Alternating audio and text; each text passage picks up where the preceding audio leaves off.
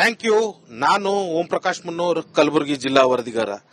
ಸರ್ಕಾರ ಬಡ ರೋಗಿಗಳ ಆರೋಗ್ಯ ಸೇವೆಗಾಗಿ ಕೋಟಿ ಕೋಟಿ ಖರ್ಚು ಮಾಡಿ ಸರ್ಕಾರಿ ಆಸ್ಪತ್ರೆಗಳಿಗೆ ಮೆಡಿಸಿನ್ ಅನ್ನ ಸಪ್ಲೈ ಮಾಡೋದಕ್ಕೆ ಮುಂದಾಗಿರುವಂತದ್ದು. ಆದ್ರೆ ಸರ್ಕಾರಿ ಆಸ್ಪತ್ರೆಗಳಿಗೆ ಸಪ್ಲೈ ಆಗುವಂತ ಮೆಡಿಸಿನ್ಗಳು ಎಷ್ಟರ ಮಟ್ಟಿಗೆ ಬಡ ರೋಗಿಗಳಿಗೆ ತಲುಪ್ತಾ ಇದೆ ಅನ್ನುವಂಥದ್ದು ಇದೀಗ ಯಕ್ಷ ಪ್ರಶ್ನೆ ಆಗಿರುವಂತದ್ದು. ಬಡ ರೋಗಿಗಳಿಗೆ ಅನುಕೂಲ ಆಗಬೇಕಾಗಿರುವಂತಹ ಸಾಕಷ್ಟು ಮೆಡಿಸಿನ್ಗಳು ಇದೀಗ ಹಾಳಾಗಿ ಬಿದ್ದಿರುವಂತಹ ಒಂದು ದೃಶ್ಯ ಕಂಡು ಬರ್ತಾ ಇರುವಂತದ್ದು. ಸದ್ಯ ಕಲಬುರಗಿ ಜಿಲ್ಲೆಯ ಅಫಜಲ್ಪುರ ತಾಲೂಕಿನ ಸರ್ಕಾರಿ ಆಸ್ಪತ್ರೆಯ ಹಿಂಭಾಗದಲ್ಲಿರುವಂತಹ ಹಳೆ ಟಿಎಚ್ಒ ಕಚೇರಿಯಲ್ಲಿ ಯಾವ ರೀತಿಯಾಗಿ ಇಲ್ಲಿ ಮೆಡಿಸಿನ್ಗಳು ಬಿದ್ದಿದೆ ಅನ್ನುವಂಥದ್ದನ್ನ ನಾನು ತೋರಿಸ್ತಾ ಹೋಗ್ತೀನಿ. ದೃಶ್ಯದಲ್ಲೂ ಕೂಡ ನೋಡಬಹುದು.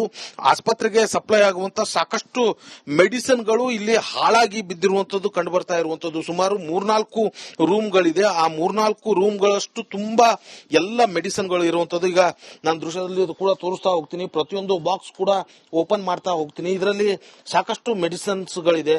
ಇಲ್ಲಿ ಟ್ಯಾಬ್ಲೆಟ್ಗಳು ಕೂಡ ಇರುವಂತದ್ದು. ಯಾವ ರೀತಿಯಾಗಿ ಇದನ್ನ ಬಳಕೆ ಮಾಡ್ಕೋಬೇಕಾಗಿತ್ತು, ಆದ್ರೆ ಇದು ಯಾವುದು ಕೂಡ ಬಳಕೆ ಮಾಡ್ಕೊಂಡಿಲ್ಲ. ಜೊತೆಗೆ ಇದೀಗ ಈ ಮಾತ್ರೆಗಳು ಎಕ್ಸ್ಪೈರ್ ಕೂಡ ಆಗಿರುವಂತದ್ದು. 2023ಕ್ಕೆ ಎಕ್ಸ್ಪೈರ್ ಆಗಿ ಬಿದ್ದಿರುವಂತದ್ದು. ಈ ಭಾಗದಲ್ಲಿ ಸಿರಿಂಜ್ಗಳು ಇರುವಂತದ್ದು ನಾನು ದೃಶ್ಯದಲ್ಲಿ ಕೂಡ ತೋರಿಸ್ತಾ ಹೋಗ್ತೀನಿ. ಎಷ್ಟು ಸಿರಿಂಜ್ಗಳಿದೆ ದೃಶ್ಯದಲ್ಲೂ ಕೂಡ ನೋಡಬಹುದು. ಈ ರೀತಿಯಾಗಿ ಬೇರೆ ಬೇರೆ ಸಿರಿಂಜ್, ನ್ಯೂಡಲ್ಸ್, ಬೇರೆ ಬೇರೆ ಟಾನಿಕ್ಸ್, ಈ ರೀತಿಯಾಗಿ ಸಾಕಷ್ಟು ವಸ್ತುಗಳು ಬಳಕೆ ಮಾಡಿಕೊಳ್ಳದೆ ಇರುವಂತಹ ಹಿನ್ನೆಲೆಯಲ್ಲಿ ಸಂಪೂರ್ಣವಾಗಿ ಹಾಳಾಗಿ ಹೋಗಿರುವಂತಹ ದೃಶ್ಯಗಳು ಕೂಡ ಕಂಡು ಬರ್ತಾ ಇರುವಂತದ್ದು. ಆ ರೂಮಲ್ಲೂ ಕೂಡ ಸಾಕಷ್ಟು ಮಾತ್ರೆಗಳು ಇರುವಂತದ್ದು. ಯಾಕಂತಂದ್ರೆ ಬಡವರು ಆರೋಗ್ಯಕ್ಕಾಗಿ ಏನು ಆ ಸರ್ಕಾರಿ ಆಸ್ಪತ್ರೆಗಳಿಗೆ ಕೋಟಿ ಕೋಟಿ ಖರ್ಚು ಮಾಡಿ ಈ ರೀತಿಯಾಗಿ ಮೆಡಿಸಿನ್ ಗಳನ್ನ ಸರ್ಕಾರ ಪೂರೈಕೆ ಮಾಡ್ತಾ ಇರುವಂತದ್ದು. ಆದ್ರೆ ಅದನ್ನ ಸರಿಯಾಗಿ ಆಸ್ಪತ್ರೆಗೆ ಬರುವಂತ ರೋಗಿಗಳಿಗೆ ಸಮಯಕ್ಕೆ ಸರಿಯಾಗಿ ಕೊಟ್ಟರೆ ಬಹುಶಃ ಇವತ್ತು ಇದು ಇಷ್ಟರ ಮಟ್ಟಿಗೆ ಹಾಳಾಗಿ ಬೀಳ್ತಾ ಇರಲಿಲ್ಲ. ಅದ್ಯಾವುದು ಕೂಡ ಸರಿಯಾಗಿ ನೀಡದೇ ಇರುವಂತಹ ಹಿನ್ನೆಲೆಯಲ್ಲಿ ಇವತ್ತು ಸಂಪೂರ್ಣವಾಗಿ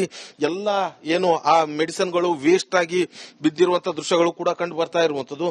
ನಾನು ಇಲ್ಲಿ ಕೂಡ ತೋರಿಸ್ತಾ ಹೋಗ್ತೀನಿ. ಯಾವ ರೀತಿಯಾಗಿ ಈ ರೂಮ್ ತುಂಬೆಲ್ಲ ಟಾನಿಕ್ ಗಳು ಬಿದ್ದಿರುವಂತದ್ದು ಕೂಡ ತೋರಿಸ್ತೀನಿ.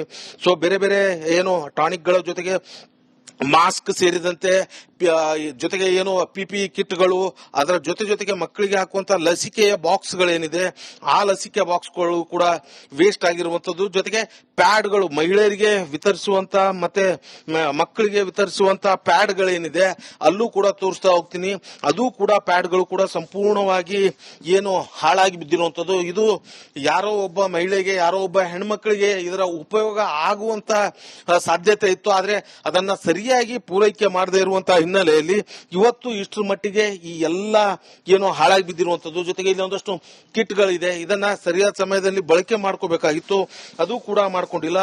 ಇನ್ನು ಇಲ್ಲಿ ಗ್ಲೂಕೋಸ್ ಬಾಟಲ್ಸ್ ಗಳಿದೆ, ಎಲ್ಲವೂ ಕೂಡ ಎಕ್ಸ್ಪೈರ್ ಆಗಿರುವಂತದ್ದು. ಸೊ ಈ ಎಲ್ಲ ಎಕ್ಸ್ಪೈರ್ ಅಂದ್ರೆ 2022ರಲ್ಲೇ ಎಕ್ಸ್ಪೈರ್ ಆಗಿರುವಂತದ್ದು. ಅದು ಕೂಡ ಸರಿಯಾಗಿ ಬಳಕೆ ಮಾಡ್ಕೊಂಡಿಲ್ಲ. ಯಾವ ರೀತಿಯಾಗಿ 4 ರೂಮ್ಗಳಲ್ಲಿ ಏನೋ ಈ ರೀತಿಯಾದಂತಹ ಮೆಡಿಸಿನ್ ವೇಸ್ಟ್ ಆಗಿ ಎಕ್ಸ್ಪೈರ್ ಆಗಿ ಬಿದ್ದಿರುವಂತಹ ಮೆಡಿಸಿನ್ ಗಳು ಇರುವಂತದ್ದು. ಇದೆಲ್ಲವನ್ನು ನೋಡ್ತಾ ಹೋದ್ರೆ ಸರ್ಕಾರಿ ಆಸ್ಪತ್ರೆಗಳಲ್ಲಿ ಎಷ್ಟರ ಮಟ್ಟಿಗೆ ಇವರು ಕರ್ತವ್ಯವನ್ನ ನಿರ್ವಹಿಸ್ತಾ ಇದ್ದಾರೆ ಅನ್ನುವಂಥದ್ದು ಕೂಡ ಬಹಳ ದೊಡ್ಡ ಯಕ್ಷ ಪ್ರಶ್ನೆ ಆಗಿರುವಂತದ್ದು. ಇದಿಷ್ಟು ಇಲ್ಲಿನ ಸುದ್ದಿ. ಮುಂದಿನ ಸುದ್ದಿ ನನ್ನ ಕೊಲಿ ಕೊಡ್ತಾರೆ.